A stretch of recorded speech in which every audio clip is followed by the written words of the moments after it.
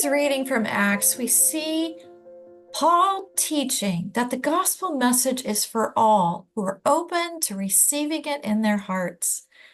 It took time for Paul, as a faithful Jew and a convert to the gospel message, to come around to the understanding that this message was not just for the Jewish tradition, but for the Gentiles as well. Paul had to be open to the fact that God was doing something new. John Hermer writes, Paul realized that God's promises fulfilled in Jesus, that with God's promises fulfilled in Jesus, his followers must move beyond the bounds of Israel. In some ways, Paul had been resisting that more inclusive part of Israel's faith. It's natural that once he surrendered, he went all out to bring everyone to Christ. I wonder if Paul's experience can be a lesson of the importance of being open. God may be doing something new in our world and in our lives. If we are so tied to what was and not open to what can be, we may miss listening to the holy whisper of the Holy Spirit calling forth a new vision of what is possible. Our faith is not static or unchanging, as we have a living God and a living church. We need to be flexible and bend, or we may break. We remember today the tragedy of 9/11 and the many who died in the terrible violent acts by Islamic terrorists 23 years ago on September 11, 2001. Richard Rohr writes that some of the most violent acts are made in the name of religion.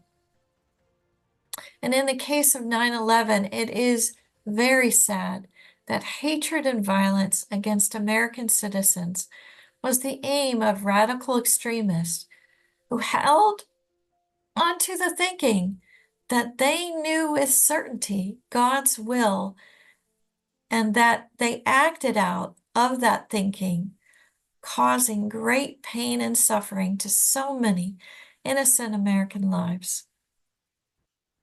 And I wonder if our collective experience of 9/11 can be a warning for us today in our divided country to be careful not to let our certainty, our need to be right, hold us back from hearing and respecting the voice of the other, whoever that may be.